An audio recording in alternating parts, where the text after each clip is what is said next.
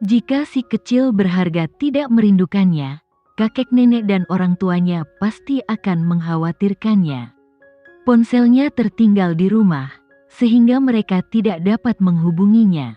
Akankah mereka bertanya-tanya apakah sesuatu yang buruk telah terjadi padanya? Dia berpikir bahwa dia perlu menelepon orang tuanya dan memberitahu mereka bahwa dia aman sehingga mereka bisa tenang. Mengacak-acak rambutnya yang tidak rapi, Putri berbaring di tempat tidurnya dengan malas selama beberapa menit sebelum dia bangkit perlahan dari tempat tidur. "Putri, kamu sudah bangun?" Safira mengetuk pintu Putri kecil tepat pada waktunya. "Ini sudah siang. Kalau kamu tidak bangun sekarang, matahari akan segera terbenam." "Nona Safira yang terhormat, apakah kamu ibuku?" Putri kecil membuka pintu dan membiarkan Safira masuk. "Haha." Safira memasang senyum konyolnya yang biasa dan berkata, "Adikku ada di rumah hari ini dan ingin makan siang bersama kami." "Saudaramu?" Putri merenung sejenak. Dia seperti orang tua dalam keluarga, jadi dia harus menampilkan dirinya dengan baik agar tidak meninggalkan kesan buruk padanya. Orang tua Safira meninggal lebih awal, dan dia dibesarkan oleh kakak laki-lakinya. Tentu saja, kakaknya sudah seperti ayah baginya. Di depan orang asing, Putri berdandan sangat bagus dan bertingkah seperti wanita muda yang menyenangkan. Dia menunjukkan keanggunannya dengan baik. Saat melihat Yuda Baskara yang menangani urusan presiden, dia tidak kehilangan kepercayaan diri sama sekali. "Halo, Nona Putri. Selamat datang di tempat kami. Inilah orang yang ingin dilindungi oleh Tuan Presiden mereka." Yuda memperlakukannya dengan sangat baik seolah-olah dia sedang berurusan dengan istri Tuan Presiden. "Halo, Tuan Yuda." Putri tersenyum sopan. "Saya harap saya tidak menimbulkan masalah bagimu." "Tidak sama sekali, tidak sama sekali." Yuda meyakinkannya, "Kamu adalah teman sekelas Safira, dan rumahnya juga rumahmu. Kamu tidak perlu khawatir tentang apapun." "Terima kasih, Tuan Yuda." Dia tidak bermaksud untuk bersikap sopan, tapi bagaimanapun juga, dia masih orang asing, jadi dia harus sopan. Setelah makan siang, Yuda masih bermalas-malasan di rumah. Safira bertanya, "Saudaraku, bukankah besok upacara pelantikan presiden baru? Apakah kamu tidak perlu membantu?" "Ya, aku akan pergi ke sana nanti." Presiden memberinya hari libur. Tugasnya adalah menjaga tamu terhormat di rumahnya, sehingga ia tidak harus pergi bekerja. Namun, karena adik perempuannya yang konyol bertanya kepadanya tentang pekerjaan, dan dia tidak tahu bagaimana menjawabnya, maka dia harus berkemas dan pergi. Beberapa hari yang lalu, pemilu nasional di negara A menjadi berita utama. Putri mengetahuinya, tapi karena itu tidak ada hubungannya dengan itu dia tidak terlalu memperhatikannya. Yang dia khawatirkan adalah bagaimana menemukan saudara laki-lakinya David dalam waktu sesingkat mungkin. Setelah Yuda pergi, Putri mengeluarkan buku catatannya dan menyusun rencana berbeda untuk mencari David. Safira mendekatinya dan mengoceh tanpa henti, "Putri, besok adalah upacara pelantikan presiden baru. Ayo kita lihat seperti apa. Sudah kubilang, kamu harus menemui presiden kita yang baru.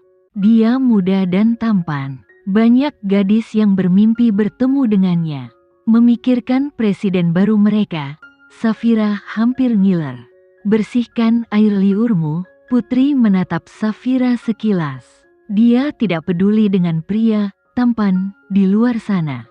Ayahnya, pamannya, dan saudara laki-lakinya Kenzo, semuanya adalah pria yang sangat tampan. Dia tidak percaya ada orang yang lebih tampan dari mereka. "Apakah kamu yakin tidak ingin pergi?" Safira menyenggolnya dan berkata, "Putri, ayo pergi. Ini hanya waktu 1 hari. Aku tidak akan menghalangimu mencari kakakmu David." "Aku tidak pergi." Putri langsung menolak. Dia sedang tidak berminat melakukan hal lain selain menemukan saudara David. Mendengar penolakan putri, Safira sedikit kecewa, namun tak lama kemudian dia kembali bersemangat. Putri, ayo pergi, pikirkan ini. Akan ada begitu banyak orang yang menghadiri upacara besok. Orang-orang dari semua lapisan masyarakat. Siapa tahu kamu bisa bertemu dengan kakakmu David. Kalau begitu, ayo pergi. Semakin banyak orang, semakin banyak informasi dan petunjuk yang bisa dia dapatkan. Dia tidak terlalu berharap untuk menemukan saudara David besok, tetapi menemukan beberapa petunjuk juga merupakan hal yang baik. Upacara pelantikan presiden merupakan peristiwa akbar yang terjadi beberapa tahun sekali di negara A pada hari ini. Banyak orang dengan jabatan tinggi akan datang ke ibu kota, dan presiden yang baru diangkat akan membuat deklarasi di depan seluruh bangsa. Pagi-pagi sekali, mobil dilarang masuk dan keluar di beberapa jalan dekat Istana Utara. Pejalan kaki harus melalui pemeriksaan keamanan yang ketat sebelum memasuki arena pidato. Pihak darat dan udara mengutamakan keamanan dalam segala aspek untuk menjamin upacara dapat terlaksana dengan aman dan baik. Karena status istimewa Safira, putri tidak perlu menerobos kerumunan di luar. Dia bisa melihat presiden baru yang muda dan tampan dari jarak dekat. Putri, simpanlah surat ini dengan benar. Jangan sampai hilang. Kalau tidak, kamu bisa ditangkap.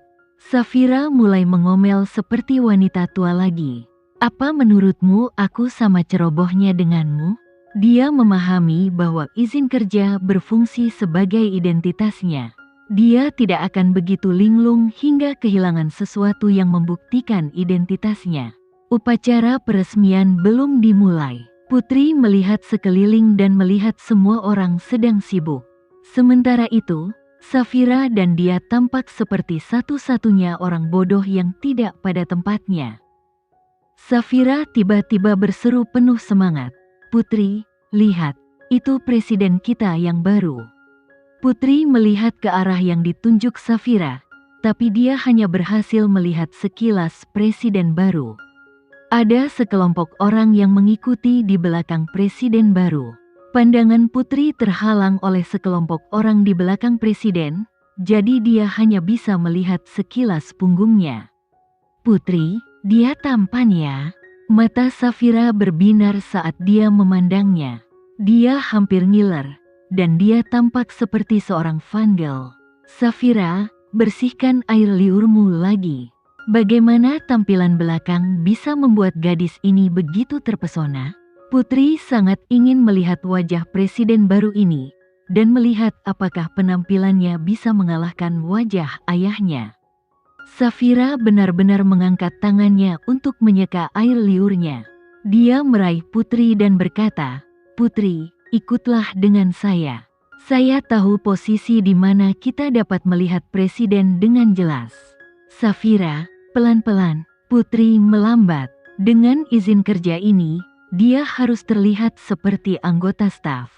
Akan mudah bagi orang untuk menyadari bahwa dia keluar dari tempatnya, jika dia mendorong dan menerobos masuk. Oh, Nona Putri, selain saya, tidak ada yang akan memperhatikanmu di sini. Citra seperti apa yang masih kamu coba untuk dipertahankan? Safira sangat ingin bertemu pangeran tampannya. Mereka melewati lobi di lantai 1 gedung perkantoran, lalu berlari ke lantai 2 menyusuri tangga kayu spiral. Beberapa kemudian, mereka berhenti di ujung koridor di sisi kiri tangga. Safira membuka pintu dan mengajak Putri masuk. Putri, masuklah. Kalau kita melihat ke bawah dari jendela, kita bisa melihat posisi di mana Pak Presiden akan menyampaikan pidatonya. Putri berjalan menuju jendela dan melihat ke atas. Benar saja, dia melihat podium di seberang, dan Tuan Presiden sedang berdiri di depan menara Istana Utara. Ada banyak pejabat tinggi di sisinya. Melihat pria itu dan wajahnya yang tampan, bayangan samar seorang anak laki-laki tiba-tiba muncul di benak Putri. Anak laki-laki itu sering menggendong gadis kecil itu dan mencium pipi tembemnya. Putri kecil, aku akan pergi sekarang. Saat kamu besar nanti, ambil kalungku dan cari kakakmu David. Saudara David, putri kecil mau tidak mau berseru atas nama yang telah terkubur jauh di dalam dirinya hatinya selama bertahun-tahun. Dia menatap setiap gerakan presiden. Dia melambaikan tangannya ke arah kerumunan di bawah menara. Dengan senyuman hangat di wajahnya, dia memulai pidatonya. Putri kecil tidak mendengarkan pidatonya.